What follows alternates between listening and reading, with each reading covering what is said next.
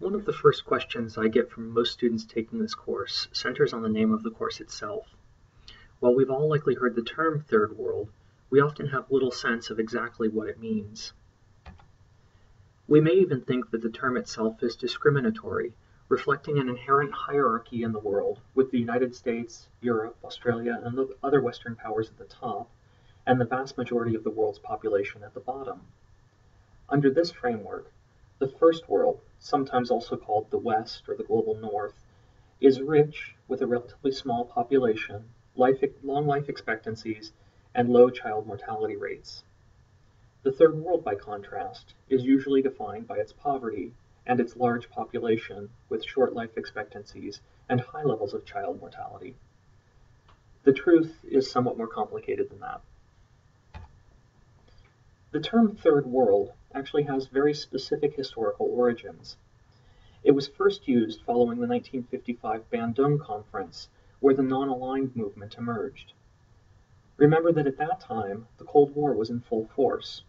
Both the United States and the Soviet Union were actively recruiting allies, and many countries in the global south were emerging from colonialism, having only gained independence a few years earlier.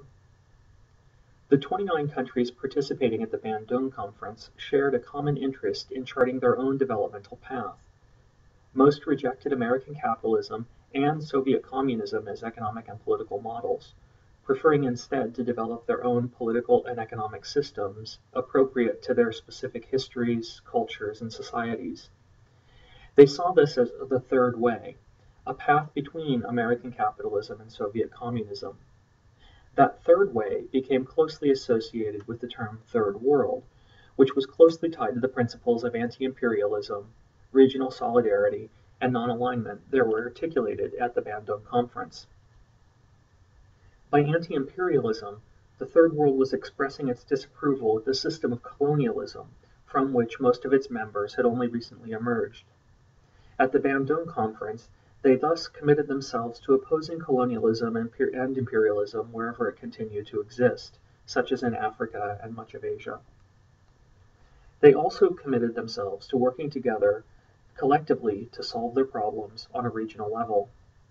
This idea, usually expressed as regional solidarity, was suggested that cooperation within and between Africa, Asia, and Latin America would be a key to achieving development outside the American and Soviet models.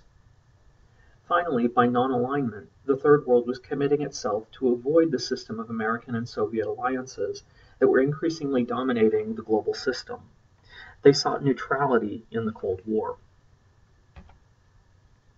The political significance of the term Third World has largely been lost today, and the term has begun to fall out of favor in some circles. In its place, countless other terms have been proposed, each with its own strengths and weaknesses. Perhaps the most common phrase is developing world. This is the term you find in the World Bank literature and most development textbooks. It is seen as being fairly neutral, avoiding some of the political baggage of Third World. But it is also problematic. Some accuse the phrase developing world of privileging a particular kind of development, and particularly of casting development as a linear process along which countries steadily move. As we'll learn later in the course, development is neither a linear nor a uniform process. Historically, the phrase industrializing country was also often used. This term, however, has fallen out of favor both because it privileges a particular form of development, namely industrialization, and because many industrialized countries have now moved into a post-industrial era. This is particularly true in the United States and Western Europe, where the vast majority of economic activity now takes place not in the industrial but in the service sector.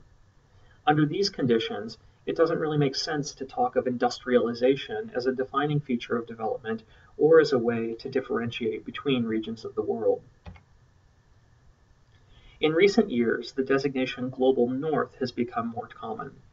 This term captures the geographic division of the world largely into two hemispheres by the Brandt line, which is marked in blue on the map here.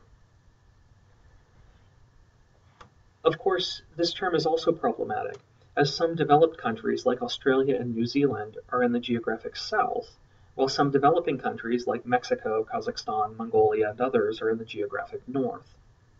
In short, there is no perfect or uniformly agreed to term to describe this group of countries, and will likely move back and forth between several terms throughout the course.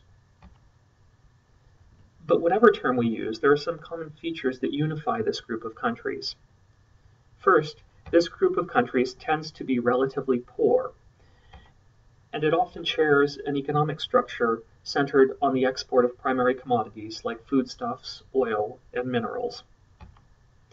They often have a disproportionate share of the population engaged in subsistence agricultural production.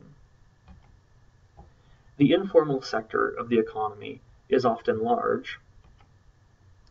They also often have relatively high levels of foreign external debt.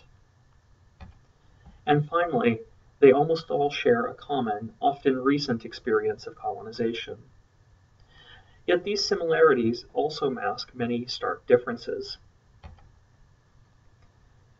In terms of both population and area, countries in the developing world can range from large land masses with relatively low population densities like Botswana, to countries and regions with high population densities, like we see here in Lagos, Nigeria.